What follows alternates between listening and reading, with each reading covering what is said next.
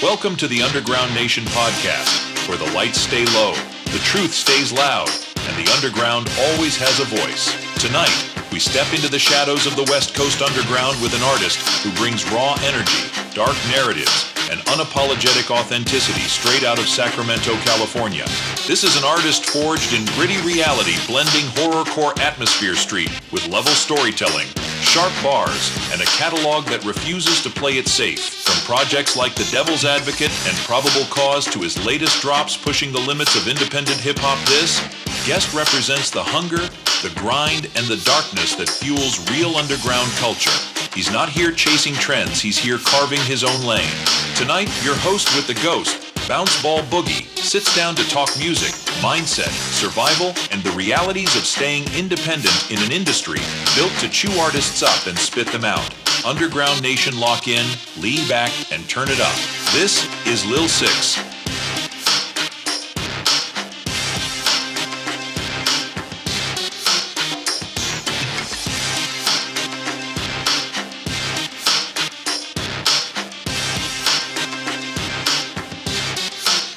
From the ashes of Sacramento's darkest alleys, where the shadows breathe and the beats bang with a sinister heartbeat, emerges a voice that can't be ignored. He's the son of legacy, the heir to a throne carved in blood and bars, but he's built his own lane in the underground, unholy, unapologetic, unforgettable, known as the Prince of Darkness. He's not just another artist, he's a walking testament to survival, creativity, and the raw grit of West Coast wicked shit.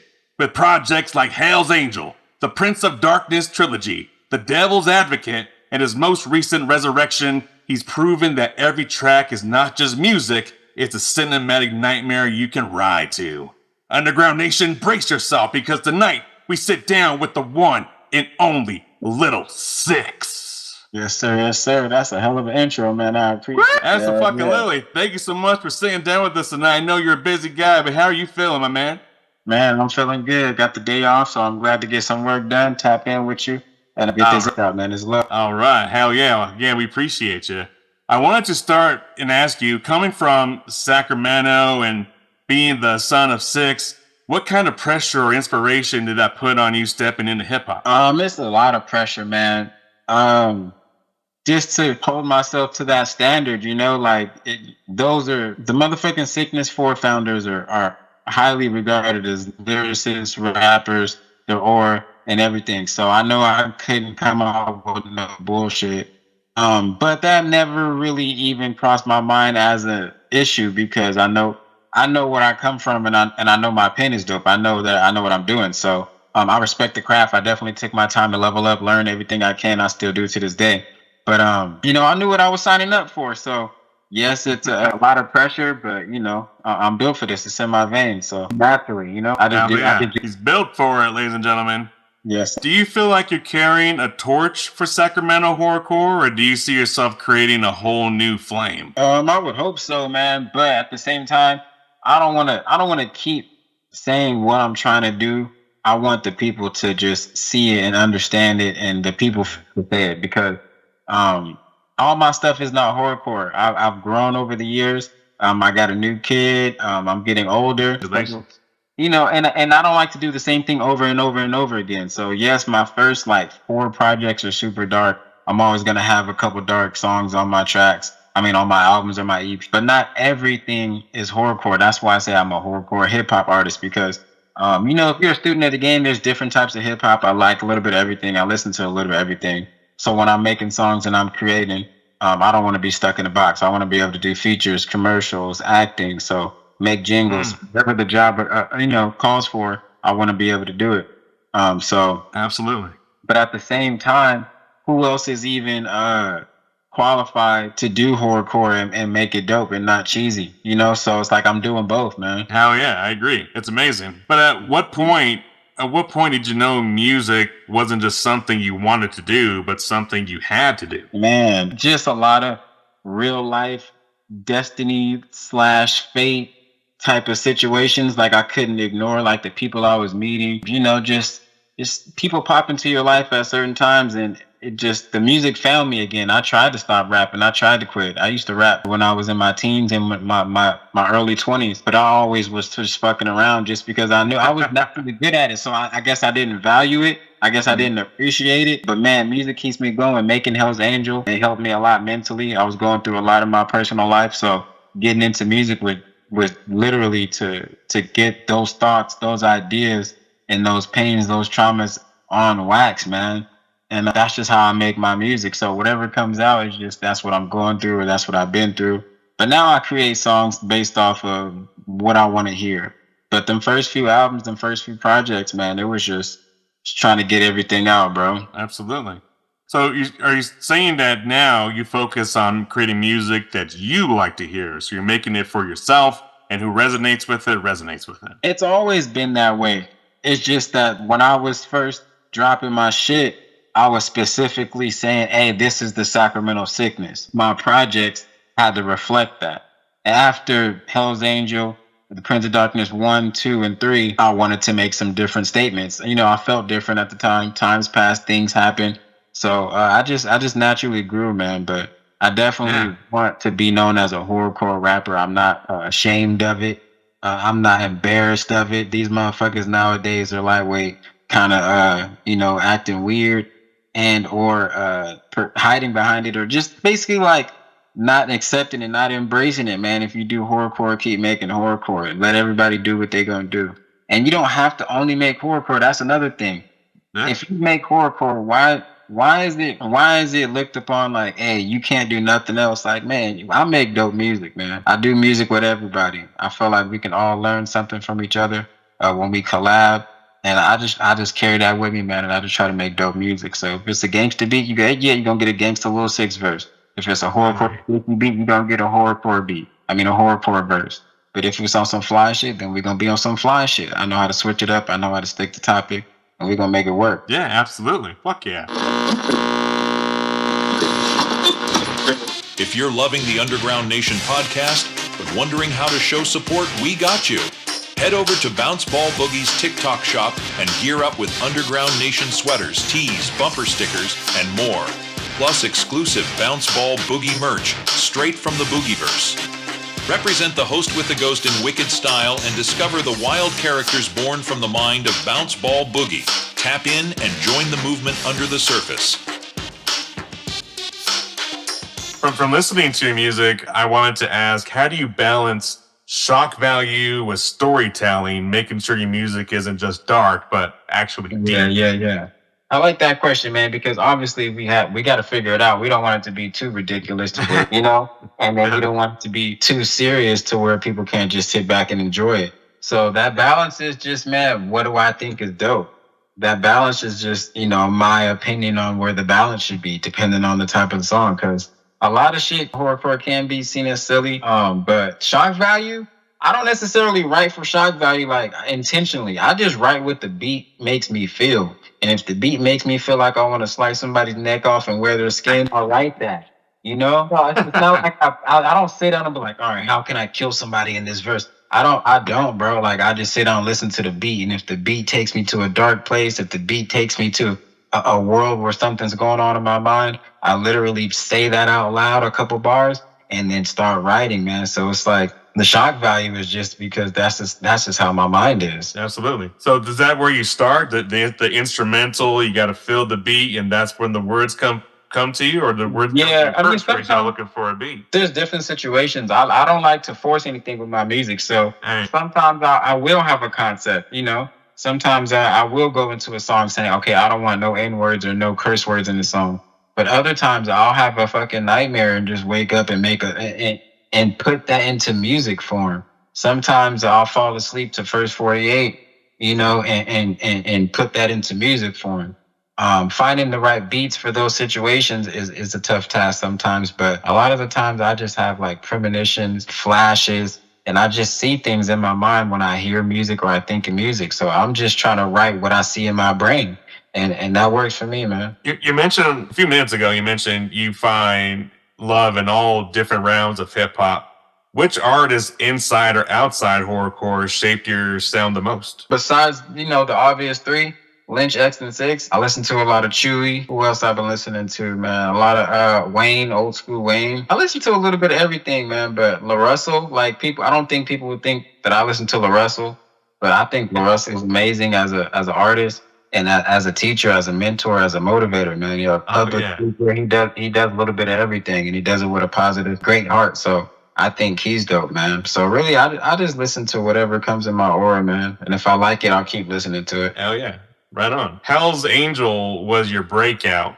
What headspace were you in when creating? Man, that's a beautiful question. I was in a dark headspace, man. I was basically that album was a suicide note, to keep it all the way 100. I've told it. No. I don't like to glorify nothing, but I was suicidal. I was depressed. I was trying to find myself all over again, man. I was just going through some real life shit, bro. Gambling addiction. Just going from having my shit together to not having my shit together. Mentally broke me, drove me crazy. You know, I got a wife, I got kids, I got a reputation. I have standards that I hold myself to, and I wasn't cutting it. And I fucked my whole life up, bro. So that's why you hear the pain. That's why you hear the anger. And Hell's Angel was also me writing from a younger point of view, because I was a little bit older when I got back into music. So it's not necessarily everything from that time, but it's also like memories from my childhood, you know, sampling songs that I grew up to from my childhood. So it's really just my life, bro. Like I really am just myself, and the shit I go through was, you know, good and bad. I put it in the music. So Hell's Angel, title Hell's Angel, I felt like I was going to hell, but had a good heart. You know, I'm just trying to do right and fix my wrongs. So yeah, that's deep. Well, on behalf of the entire Underground Nation, we are thankful that you decided to stay with us and fulfill your prophecy, be there for your family and kids. Man, I appreciate it, bro. I didn't bring it up for that, though. But that I know what the headspace was, bro. Like, but I've been there before too, so I understand. Yeah, you go listen to that album. Go listen to Conscious. That's me talk about my conscience. Go listen to. I got like a little love letter to my wife on that shit. Like, you know. So it's really, that was the concept of the album, man. But doing the music, doing the features, just getting my feet wet back in the game, finding my headspace, staying busy, staying productive, making some money. It changed me in a positive way. So I'm appreciative of the project, man. That's the project that saved me. I don't know what the fuck I was gonna be doing if I didn't start rapping again. So the music saved me, man. The Prince of Darkness series feels like a saga. What story were you telling across those volumes? Man, I would have to listen to them again. But all the Prince of Darkness EPs were produced by Devious One. So the first one, I think I don't know. I'm trying to remember it correctly, because I know he might watch this and be like, nah, that wasn't it. But and once we did like 3 or 4 songs, we were like, we might as well make this. And then I just sprinkled some features on there. But then the second one, we had like a little concept, and we wanted to create some scenes, you know, some scenery, do some purposeful imagery with what we're doing and how we're setting up to eat. But that's all Devious One, man. He basically, the first one was beats randomly sent, and then we made it to EP. The second one was the concept. The third one was like, hey, these are all the beats in order, and I just fill in the gaps with my raps, you know. So third project, we were basically like a machine, man. And we're working on another one right now. So there might be 4 on the way. Dang, watch out now. Get a lookout. Yeah. Shout out to Devious One, though, man. He's getting back into it. We make dope music, and he understands the sickness, he understands the darkness, and he understands that it's therapy for us. So we basically just pouring our heart out with the music, man. That's incredible. Can't wait to hear it. The Devil's Advocate.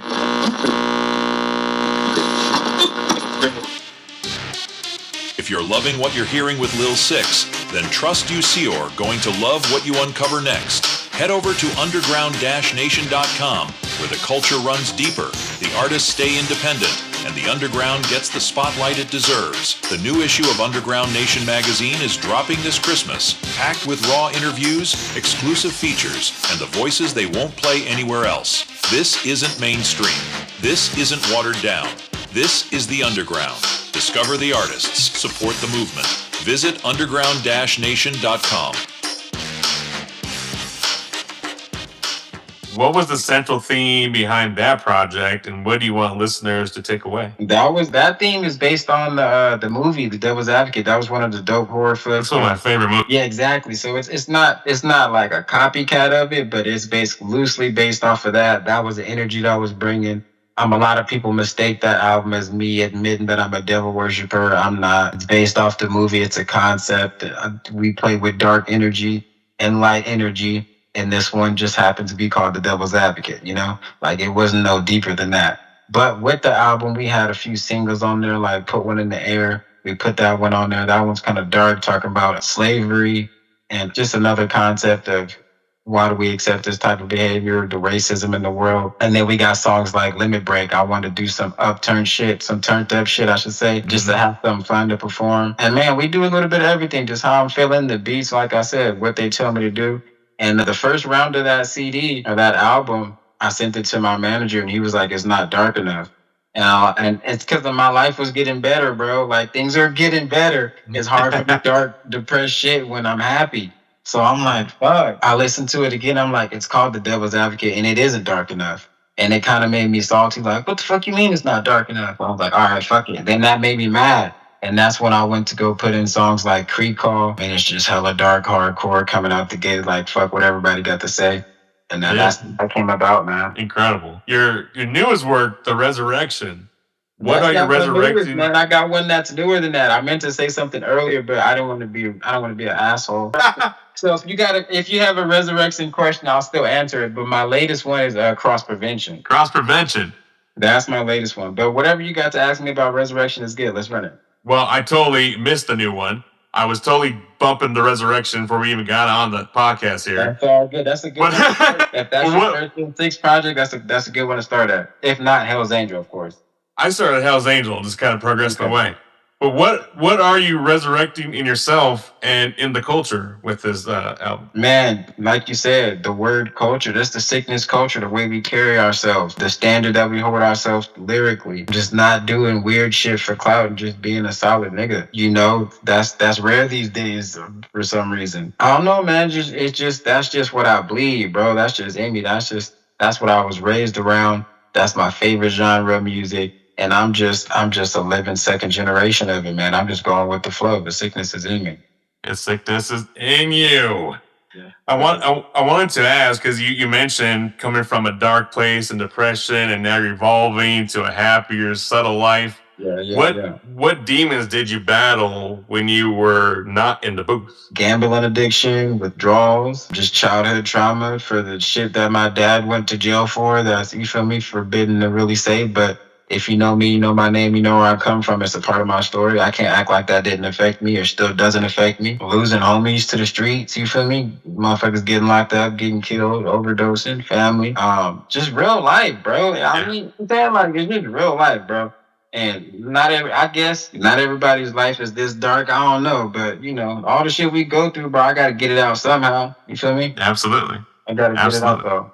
That's the main reason why. That's the main reason why we try to take that extra step with each artist that we talk to and try to help them and educate them on what they could be overlooking and maybe could implement to better themselves and their business and their family. You never know. Yeah, man, just real life shit, bro. Like that's really what it's about. And I don't be trying to be on no dark shit every single day. But when it comes to making music and purposeful topics, I want to make sure that helps people. I want to make sure that gets people through the day. And sometimes having some dark, crazy mob shit to listen to, you know, will keep you from doing some stupid shit. You just have a concert in your car and get to work. You get to work, you go in there and you do your thing, man. You kill the game, you kill your task for the day, you kill your gym workout, you feel me? It's not about causing harm to others. It's about killing whatever is in front of you, as in what you got to get done and how to move forward and how to elevate. Because that's what I'm trying to do, man. So, you said earlier, I make music for myself. That's really what it came down to as well, man. The music, the hip hop, the rap, mainstream, underground, when I started 2018, 17, shit was trash, bro. The mumble rap was crazy. So I really just wanted to make some dope shit that I could listen to and I could respect. And, you know, that's just Sacramento West Coast rap should sound. These people aren't traditional anymore. Not everybody has to be traditional, but I just didn't want the Sacramento sickness to fade out and die out. I want the shit to live on. And that's why I'm representing this shit and pushing this shit so hard. But with everything you just said, what's the hardest sacrifice you've had to make to stay in the game? Shit. That's tough because there's a lot. But the hardest one is just not being sure if you're wasting your time or not. not being sure, not being sure if you're making the right decision to do this shit because it's not hella rewarding. You don't get hella money. The shit is hella hard. The people are hella fickle. It's scary to share your story. You feel me? So it's like I could just go to work and shut the fuck up and be okay, you know. But the music is fun. The people that I'm interacting with, that I encounter, that love the music, that love the sickness, uh, they're dope. We listen to music, we share ideas.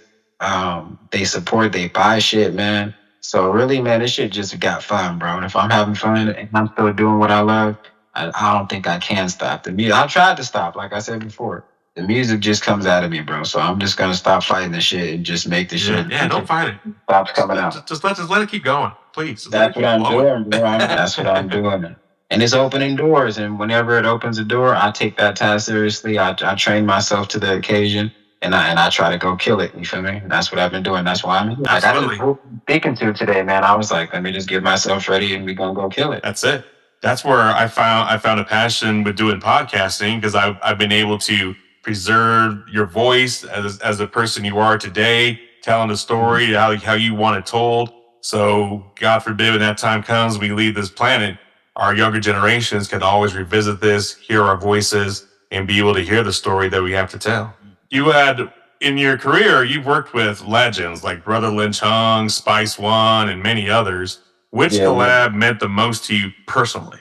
That's tough, bro. They all mean something, man, because they all came at different times in my career. I'm learning stuff. I'm hearing old stories about the Sick Made crew because everybody has a different connection to the sickness, So honestly, I would just say anybody involved with the sickness, like anybody that fucked with the original sound of Sacramento. Those are the most fun people to collaborate with. Obviously, Lynch, X, Sicx, but like Keelu is raw as fuck, and I know Keelu grew up off this shit too. So it's like you get in the rap with your childhood heroes, and you get in the rap with your peers, and then you're also pushing forward a new version of the sickness. And to me, I just thought that was dope. Making combinations that we didn't get. Like I'm a fan of this shit first. So it's like when I was making my shit and getting features, I want the real motherfuckers on there. I want the real spitters on there. I want the motherfuckers that was really outside, that really know what they talking about, and that really spit raw shit. And that's what I do with everybody, man. So it's tough to just say which one was the most important, but I don't know, bro. I can't even, and I appreciate everything, bro. So I can't even say which one specifically. Maybe it hasn't happened yet. I'll let you know. Oh, yeah, I respect that. Right now on the Underground Nation podcast, this is Lil Sicx with Refuse to Lose. Turn it up.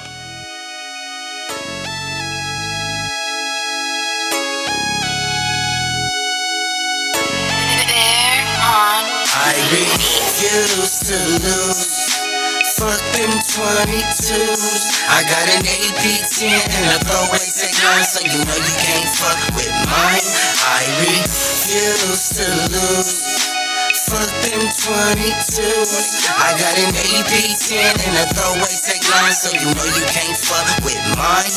But killing my obstacle in life is turn these suckers into vegetables. If not, I let the chopper divide them up like a sectional and get away clean. Nobody will say a thing like a professional. Needless to say, view with discretion is suggested. How everything that I spit is authentic. I get it. You get discouraged standing in my presence. I sense it.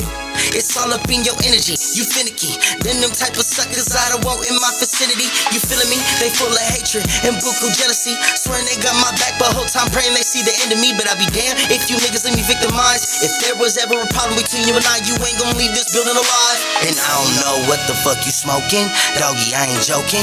40 to your chest, leave you open. I've been telling these niggas there ain't no threat. I'ma butt shots with the Beretta and I'ma squeeze till ain't nothing left. I refuse to lose. Fuck them 22s. I got an AP10 and a throwaway tech 9, so you know you can't fuck with mine. I refuse to lose. Fuck them 22s. I got an AP10 and a throwaway tech 9, so you know you can't fuck with mine. I've been influenced by the lowest of lows, hoest to hoes. When I get up on that stage, I don't see no family at my shows, and that's expected. Still I do my thing and wreck shit. When I use my GPS, only time I follow directions. And I can't get no rest, cause the sickness is infectious. I act reckless if I'm feeling disrespected, double check it. I'm past street fighting, I got Glock and I got tech in. I ain't sending threats, but if you mobbing, you should check in. I don't got a problem swapping niggas out for FNs. If you searching and you certain you won't work, I got the best ends. Lately I've been feeling like niggas get lazy with their penmanship. So when it comes to spitting, I'm revoking niggas' membership. I was taught to not waste food. Sacramento has a deep underground scene. Do you feel it gets the respect it deserves? I feel like yes and no, because like when it comes to Sacramento now, if you know, a lot of artists put Sac on the map and pushed us back down there, back up there.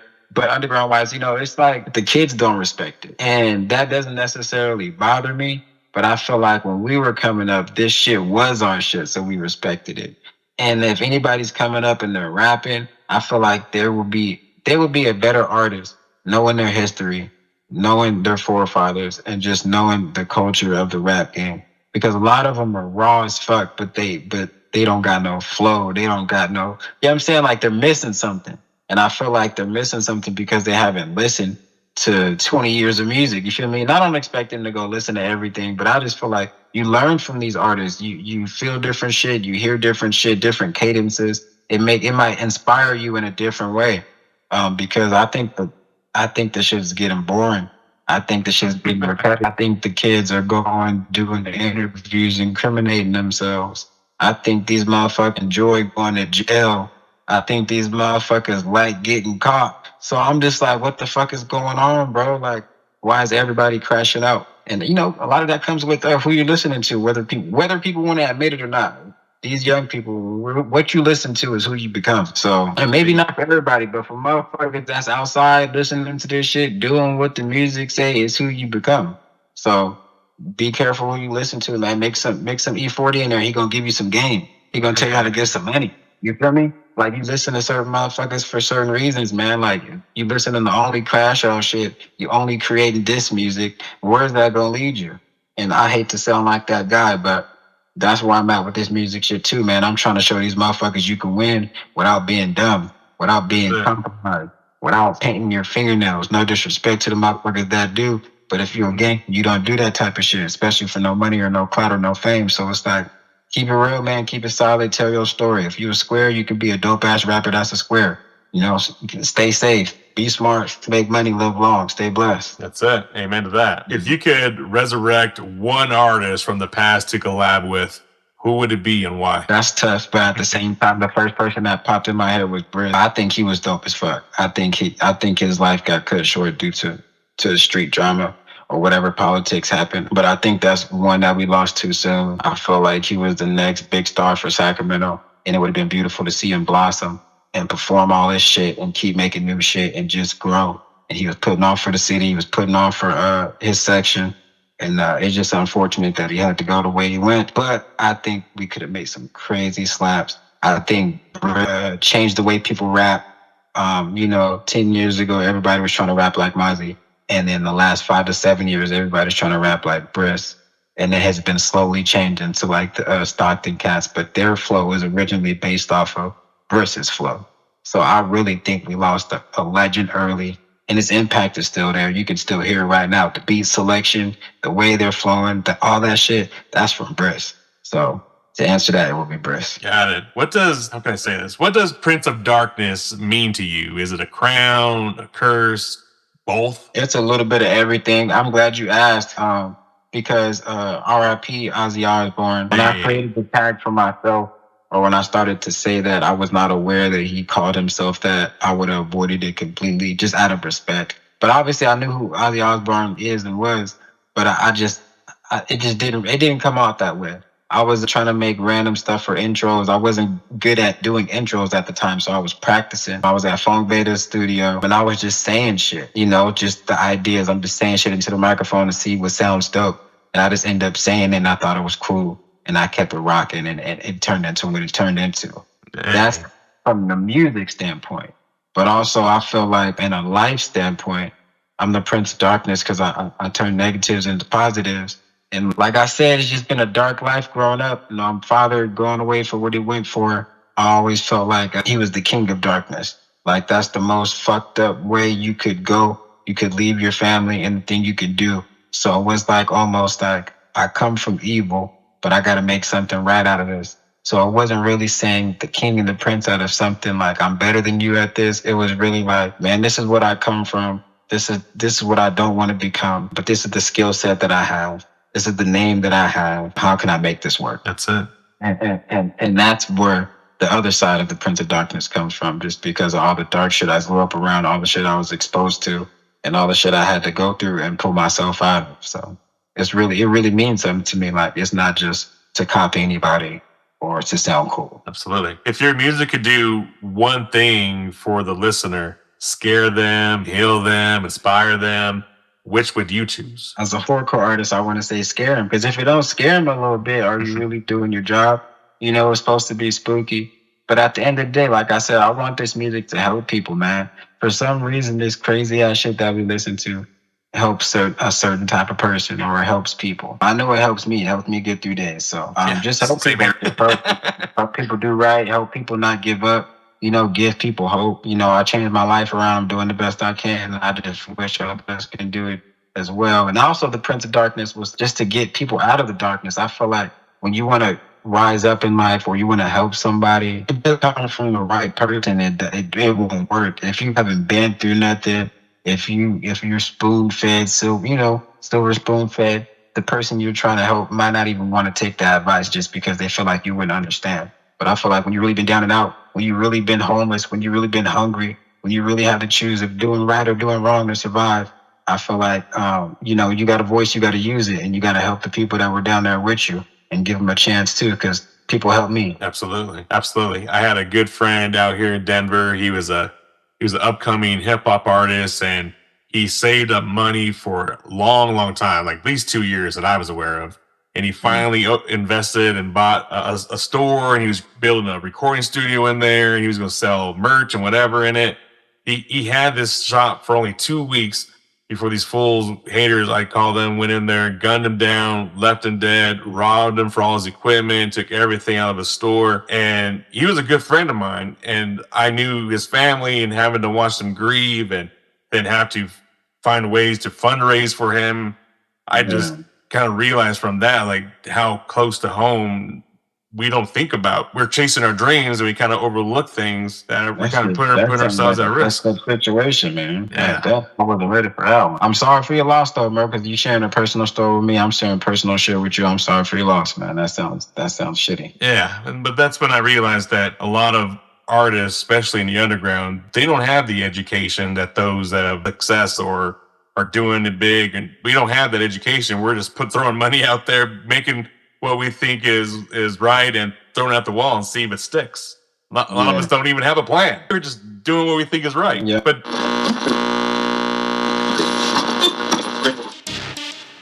When trouble hits, it doesn't just hit you. It hits your family, your kids, the people you love most.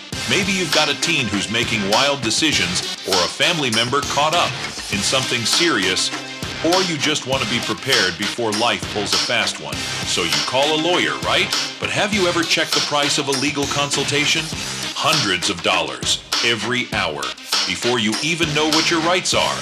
Not anymore. Contact Bounce Ball Boogie, because he's partnered up with a local law agency that gives you unlimited legal consultations for your whole household, from real, licensed attorneys with no hourly fees, all for $38 down and just $28 a month. Your rights deserve protection, your family deserves defense, and you deserve peace of mind. Here's what to do.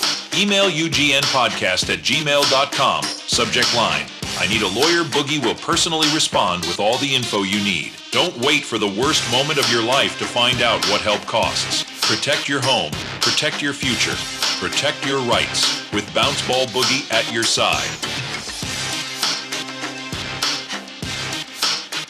with that said, do you think horrorcore mirrors the real world more than people realize? Yeah, people just, bro, ain't nothing besides like obviously like weird, just like doing stuff to kids, kidnapping people, just the obviously weird stuff. Even though that happens in real life too. But what I'm saying is nothing that we're saying in these songs hasn't happened. in real life. So when people hear certain things on the song and they act like it's too crazy for a song, it's like, bro, watch the news. Look, go out. What the fuck do you see every day? This shit, like, they try to pretend certain shit doesn't exist. And it's not how you solve a problem. By avoiding the topic, we talk about the shit that people are scared to talk about. And motherfuckers get canceled these days if you don't use the proper terminology, bro. I'm not worried about that shit, bro. I wanna speak my mind. I wanna give my opinion. I wanna tell my story, and it's gonna come off dark and horrorcore because that's the way I want it to. This shit's not supposed to be soft, bro. It's not supposed to be pretty. It's not supposed to be perfect. And so the people that feel that way or that think that way, I just understand that horrorcore is not for them, and my music's not for them, and that's okay. That's right. That's all perfectly okay. I'll keep it all for us. Yeah, it's fine. Yeah, like, don't worry about it. Like, if whatever imaginary bubble you got going on, if that works for you to see positive and you to do, hey, more power to you. But I'm gonna talk about this shit that I feel like is an issue, that's a problem that we could change, that we could work towards, or just the shit I see that I need to get out of my soul, That's it, amen. With your new mindset and everything that you're creating today, where do you see yourself 5 years from now? Still independent, signed, or building your own empire? Most likely building my own, man. I'm trying to put together a staff. I'm trying to put together a team. I'm trying to put together artists. I'm trying to basically become all the stuff that I wish that we had. So, if I see a void, I try to fill it. So I'm gonna figure it out, man. And doing some movies, hearing my shit in movies, hopefully starring in some. I wanna be in a horror film. I wanna make this shit work all the way full circle, not just I can rap good. I feel like I can act. I can do more than that. I have a few different talents, but I just feel like if we're gonna blow it up as much as we can with the help of the people like you, I'm gonna be exactly where I need to be in 5 years. And I know I know I'm not gonna quit. I know I'm not gonna slack up. So all the work that I put in, wherever I end up in 5 years, that's where I'm supposed to be. I'm okay with that because I know I'm gonna push every day. Absolutely. Just know you got full support from all of us here at Underground Nation. So anything you got coming out with music, movies, collaborations, we will definitely help you push that up as much as we possibly can. Yes, sir. Thank you. I hella appreciate it. For all our listeners out there in around the Underground Nation, if someone only had time to hear one Lil Sicx track to know who you are, which one would you point them to? Make It Out featuring Love Gang J. It's on the Resurrection. I feel like that one tells my story in a good way. It gets people to listen. There's no curse words in that one, so it'll get people to listen from all areas of life, and it's still hardcore enough to make you want to hear my other shit. Hell yeah. Yes, So sir. what message do you have? You were kind of talking about it earlier with the younger generations. What message do you have for the younger artists who's battling demons but still trying to make it? Younger people really don't like to listen or take advice.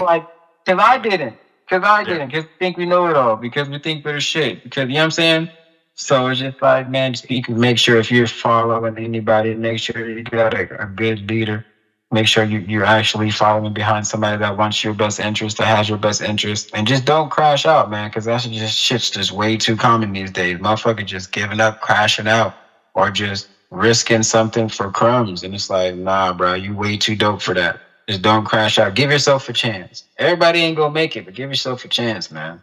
That's all. Take the bet on yourself. Take the risk. Don't hold back. Every time you get little butterflies in your stomach, feel nervous, you're about to go do something big, freaking do it. Don't walk away. Don't step off that stage. Get out there. Well, finally, Lil Sicx, what's next? What should the underground brace itself for? Some more music, more videos. And I honestly don't like announcing shit anymore, bro, because it comes out of me. It comes out of me when it comes out of me. So, I got my new merch. Y'all can support the merch right now. I got shirts and hoodies. I got CDs. I got posters. I got stickers. And I got slaps. But as for the future, man, just new music, new videos, and whatever else comes to mind, man. Whatever doors open up for me, I'm going to make it happen. Incredible. So where do we go to find his merch and music and everything else you're mentioning? I'm on all social media and all music platforms under the name Lil Sicx, LILSICX. But I'm on Instagram the most, man. So if you got Instagram, follow me. I'll follow back. I comment. I support. I'm not a hater type of dude. I feel like everybody should be supporting everybody. So if you follow and support, I'm gonna do the same. If you share my shit, I'll share your shit. But you can go on there for my merch, for my songs, for my links. It's all on my Instagram, Facebook. Just look up LILSICX and you're gonna find me. Google me. There it is, ladies and gentlemen. Go find Lil Sicx right now. Any shout outs or thank yous you want to give? Man, shout out to Atrophy for linking us up, man. For putting this together, for middleman this. So I appreciate you, bro. Thank you. That's Lil Sicx, aka the Prince of Darkness. Yeah. Lil Sicx, thank you so much for joining us here tonight. You're an amazing artist. Again, you have our support here at the Underground Nation for everything upcoming. And everyone listening, make sure you go follow Lil Sicx right now on Instagram. Yeah, do that. He's following you back, so you better take this opportunity before he loses his mind. After I get to 6,666 followers, I'm gonna stop following people back. So y'all got through in. You better go now. Get off your ass. Get over there to Instagram. Follow Lil Sicx. This is the Underground Nation magazine with Lil Sicx. And we are out this piece. Thank you, Lil Sicx. We appreciate you so much, man. It's love, man. Hell yeah.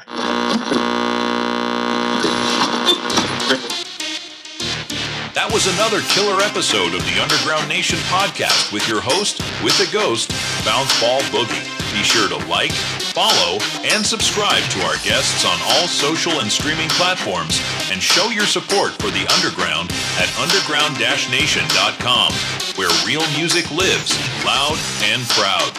Until next time, keep it raw, keep it heavy, and keep it underground.